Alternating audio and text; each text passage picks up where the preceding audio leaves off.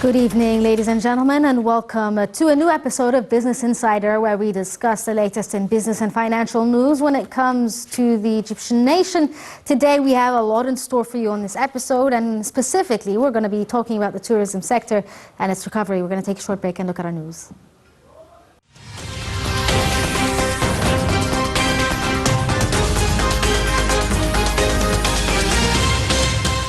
Welcome back. We're going to start off with the first news item that we have for today. South Korean President Moon Jae-in is due in Cairo from Wednesday, or rather today, to Friday, the first visit to Egypt by the South Korean president in 16 years. At a press conference on Sunday, South Korea's ambassador to Cairo, Hong Jin-wook, said that President Moon's visit to Egypt comes as part of the regional tour that includes the United Arab Emirates and Saudi Arabia. President Moon will meet the President Abdel Fattah al-Sisi to discuss political, economic and military relations between the two countries. He added that President Moon's visit comes within a comprehensive partnership agreement signed between the two countries during President al-Sisi's visit to Seoul in March of 2016. In the 5 years since the agreement was signed, political and economic relations between Egypt and South Korea have reached new heights, covering almost all aspects of cooperation, according to Hong. al-Sisi and Moon will review joint projects which the two presidents endorsed in 2016 and discuss a raft of new projects. Hong said President Moon and al-Sisi have forged close personal relations. In addition to the meeting in 2016, they met while participating in the UN General Assembly in New York. President Moon's visit is described this week as a turning point in the bilateral relations.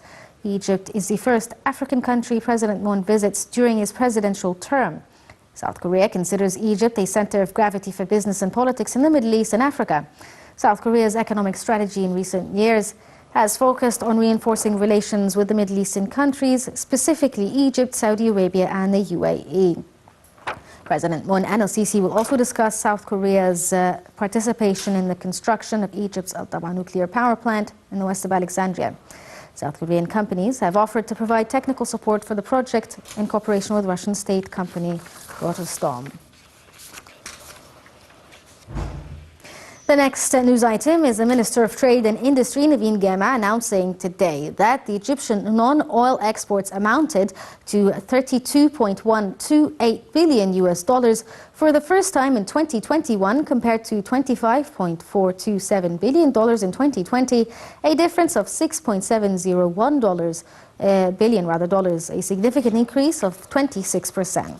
The minister said that the unprecedented positive indicators achieved by Egyptian commodity exports last year are due to the increase in global demand for Egyptian products in various productive sectors, as well as the great efforts made by the Egyptian government in general and the Ministry of Trade and Industry to support all productive and export sectors during the coronavirus pandemic.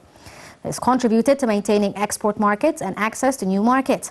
Gema said that the approval of the new program to support exports, return burdens and pay overdue exports due to the Export Development Fund also contributed to achieving the unprecedented jump. The state implemented measures and efforts that in turn helped reach remarkable export rates. These include restructuring the Supreme Council for Exports headed by President Abdel Fattah al-Sisi and restructuring export councils, in addition to working to achieve the maximum benefit from trade offices abroad, as well as free trade and preferential agreements. We're going to take a short break and have our in-studio guest to talk to us more about the tourism sector.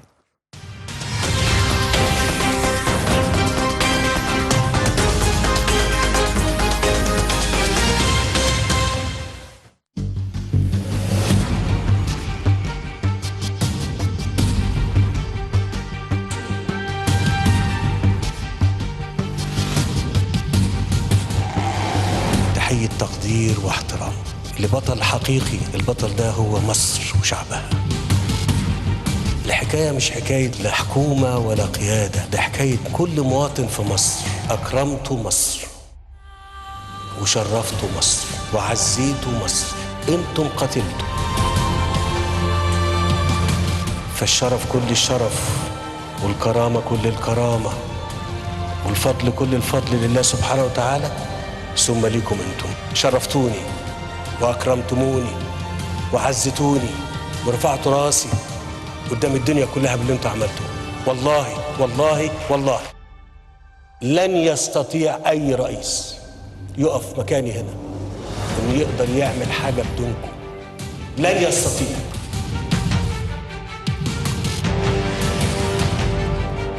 قصة وطن يتحدث عن نفسه، شعب أراد الحياة فاستجاب له القدر.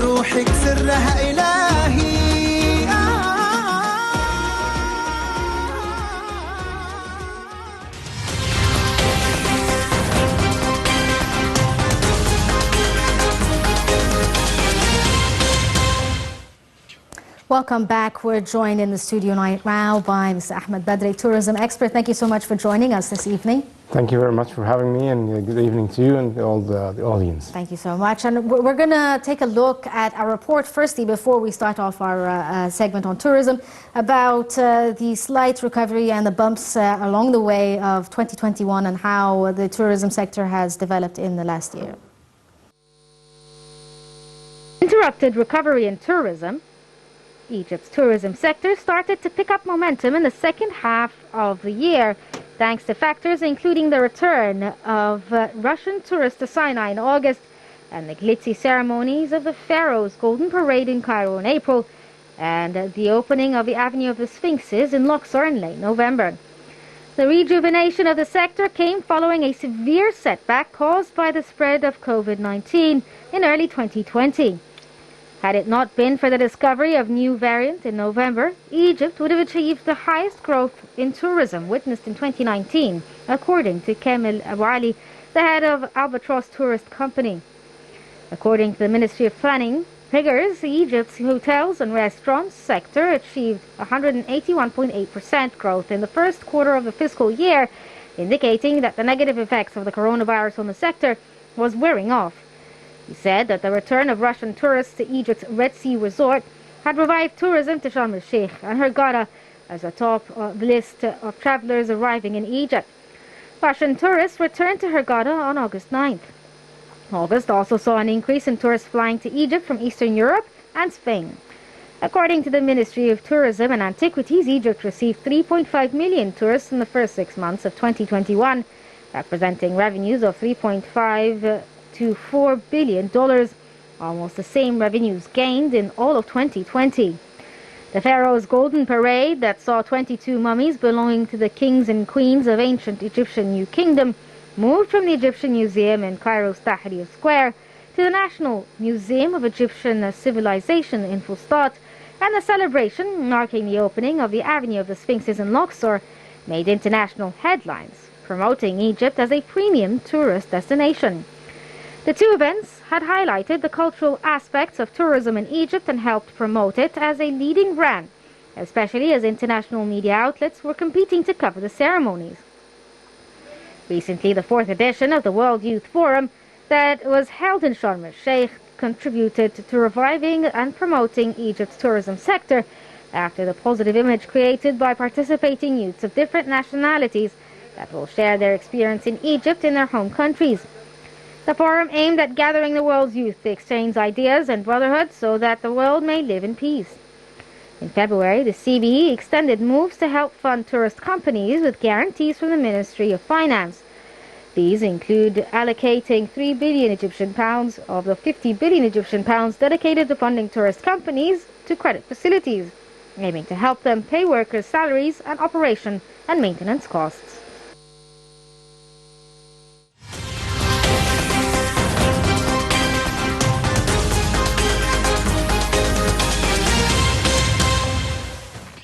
Welcome back. Ms. Ahmed, can you tell us a bit about there was a slight tick in 2021 when it came to the tourism sector.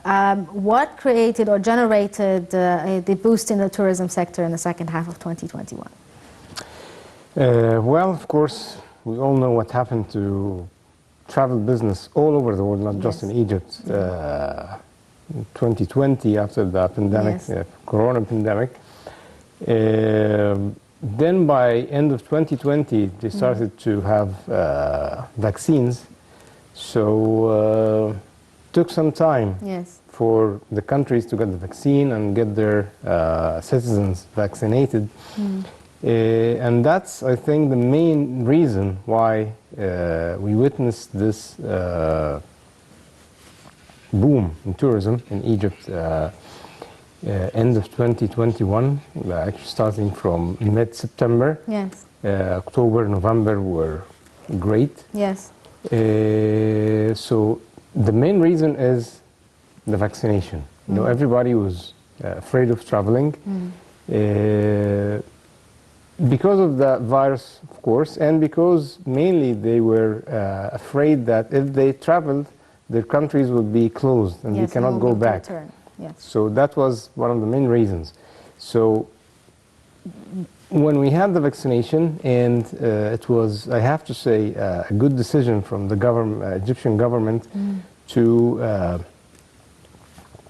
give the vaccine to the workers in travel business, especially in the Red Sea area first, and then Luxor, Aswan, and the hotels and the cruises. And so that gave us a good marketing point to market Egypt as a safe destination for the travelers. So you can come to Egypt.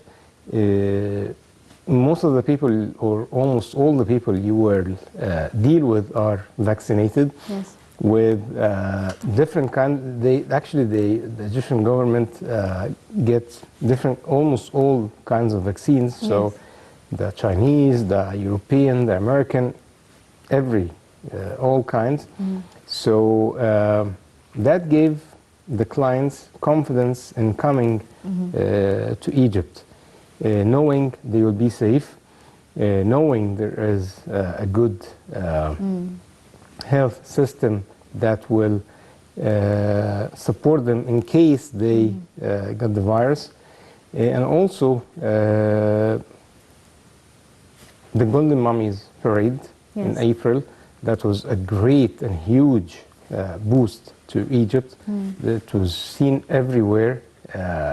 In travel business, actually, we get phone calls from all over the world, emails from all over the world. This is magnificent. This is great. We want to come, and we started to have bookings from that time. And of course, then the amazing celebration of opening the Sphinx Ram Avenue, or the Avenue of Celebration between Luxor and Karnak temples.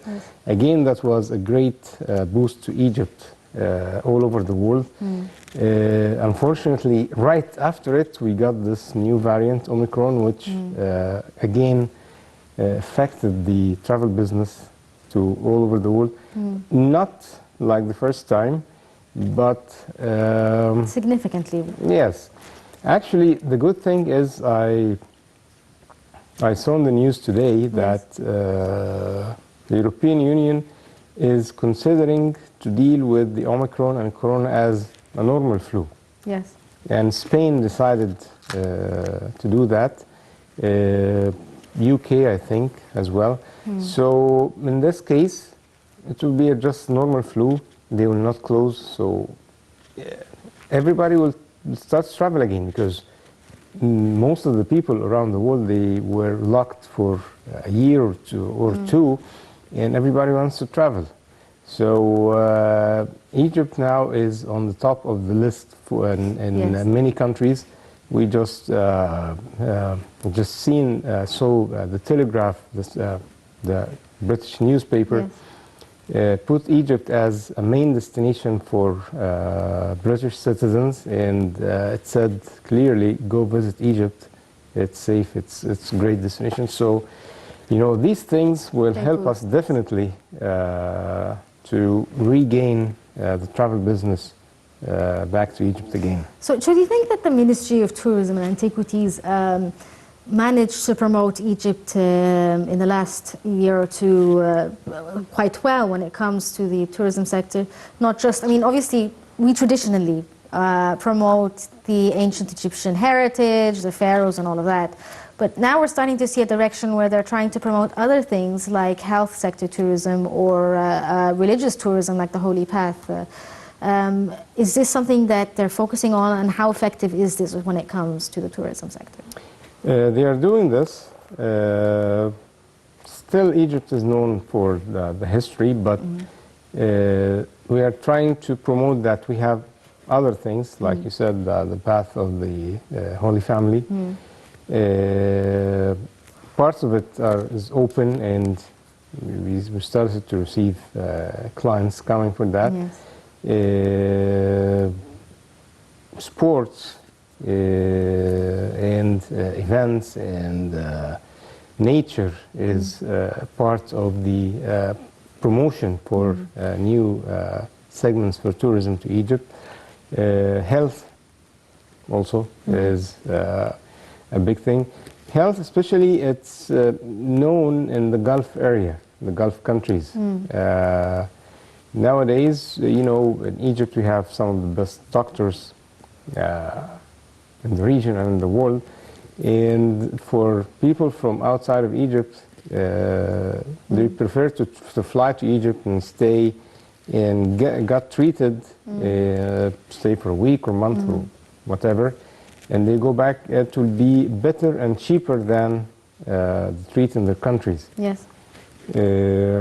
But there's also like natural health tourism, for instance, going to certain salty lakes or whatever it is. That's growing, Yes. especially in Siwa. Yes. Yes, it's, Siwa now is a booming Yes. destination. Also in Safaga, near Hogara, it's known with this kind of tourism as well. Aswan, you know, getting buried in the sand, in the hot sand. So this is growing. These segments are growing very well. I just hope for these places to not to be commercial or keep its identity. Yes. You know, in Siwa, I hope I don't see big hotels, lodges, small things. Eco lodges and all Yeah, that. exactly. This is how you keep the place different. This is the tradition or the direction that the world is heading towards. A clean Exactly. tourism and eco-friendly tourism is the way to go right now. Right. And also people now started to, they want to travel not just to see sightseeing and monuments. They also want to see culture. They want to see people. They want to see how we live. They want to see how we eat, how we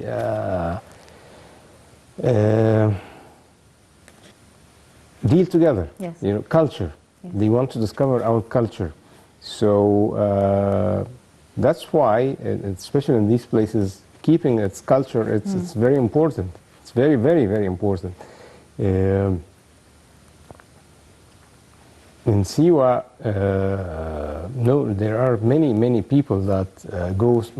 I've seen some of the very famous travel bloggers traveling to Siwa, and they were extremely amazed with it, putting their experience on their pages.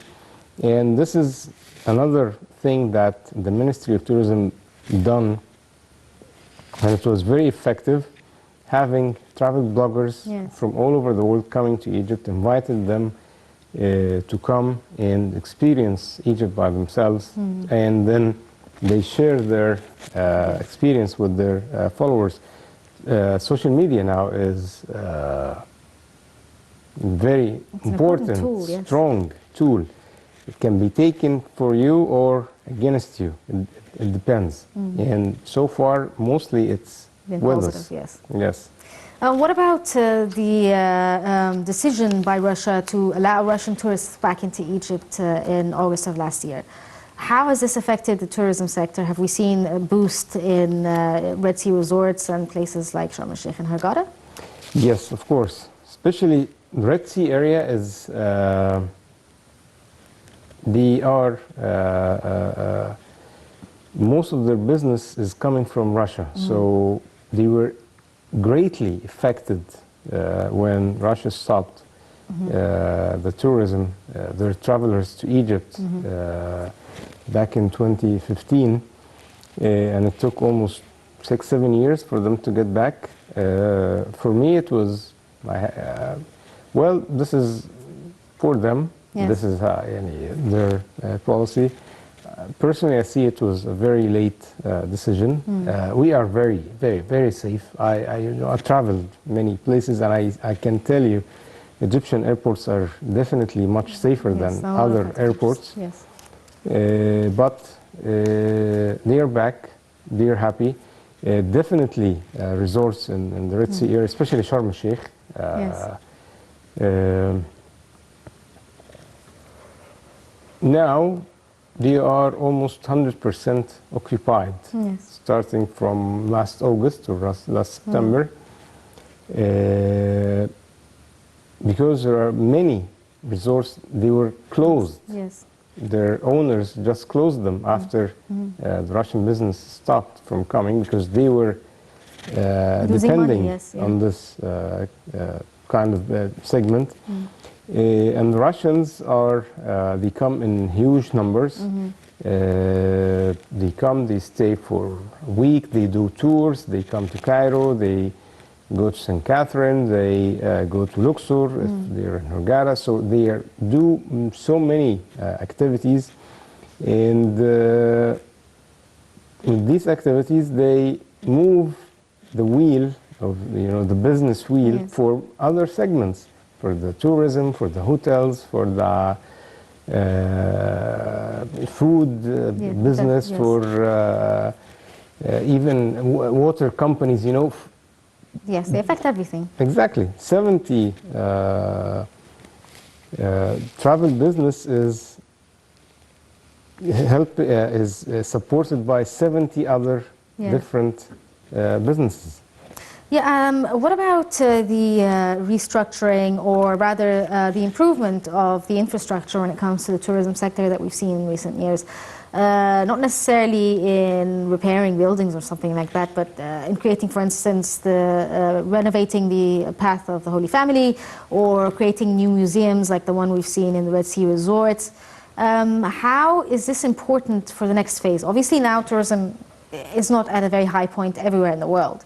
But once COVID is over, will we see a return on this investment where we shed light, for instance, like you were saying, Russian tourists now, who usually go to Red Sea resorts for the beach and fun activities, can also have access to some history as well in museums. Exactly. How will this help boost the tourism sector? Well, tourism is a business where people come to enjoy. So we've seen some countries that they don't have anything. Literally, they have nothing. But they created attractions. They created attractions out of nowhere. So people go now to see these new attractions, and they are amazed with it. We have all the attractions in the world, and we have even more. So definitely, the more attractions you have, the more tourists you will get. Is the hope for return tourism as well, or is it just attracting new tourists? Both. Yes. Both. We have many tourists, they are repeated clients. They come to Egypt because they love Egypt. It depends on their preferences. Some they are repeated clients to Red Sea resorts, some they're repeated clients to Luxor or Aswan or cruises or Cairo. You know, it depends. But also we want to attract new travelers. Attract new travelers, that means you have to give them what they want. You have to create for them their attractions, because not everybody, they like history, or they are not that attracted to history, or they are not that attracted to sun and beaches, or they are not that attracted to events. So you have to Put a variety of things. exactly, many things. Food, for instance. People travel to Italy for food. Yes. People try to travel to Paris for shopping. So you need to have shopping to attract people who are looking for shopping. You have to have a nightlife for people who are looking for nightlife. You have to have sports events. You know, now sports events are a very big tool for marketing the country and attracting. Seen this in the UAE and in Saudi Arabia as well. Exactly, like I see with the Formula One races. Yes. So, you know, the whole world was talking about them. So, creating these attractions and having ease of access to everywhere, to sightseeing, to shopping malls, to anywhere, you know, they want to go, even easy access to Egypt, you know, flights. And Egypt Air now is doing a very good job with adding more routes and having more flights, but we need more, even more. Making the life of the travelers easy for them to come and enjoy. This is the main target for the country, for the government now to do, especially where, with clients traveling with either by themselves or with families or with travel companies. Yes. Especially the future now, the whole world is going for online, and sooner or later, travel companies will be history. You know, I'm working in a travel company, and I'm sorry to say that, but this is the reality. So we need to. The infrastructure is done now. It helps with this. You know. With all the new roads, with all the new metro lines, train lines, it makes life easier for tourists and for Egyptians alike. Exactly. You know, if you go to Europe or Paris, you can go around Paris. You don't need anything. You know, you just with transportation pass, and you go everywhere with buses and underground. It's easy. So that's why France, they get 85 million tourists a year. Yes. We can have this number, we can have more, but we need more infrastructure. Definitely it will come over the years, you know. I'm not talking... it's not a tomorrow exactly. sort of thing, yes. But, and the other thing, we need to make things in life easy for the travelers and for the travel companies, because there are some, you know, difficulties right now. But there's projects being underway, like the Grand Egyptian Museum. This is, the whole world is waiting for it. Yeah. It will be, everybody's asking when, and I don't know, nobody knows, but I think by end of 2022, I hope so. Yes. I hope so. We hope so too. And what about other sources of tourism? Like traditionally, we would look at Eastern Europe, and Europe as well as tourists. But what about Asian tourism? Is this not focus that we're looking at right now? Asian, we have. I mean, we see Japanese tourists and Chinese tourists, but there's also other Asian countries that probably would. Well, Koreans, especially with the visit of the President of Korea, Yes. just arrived tonight.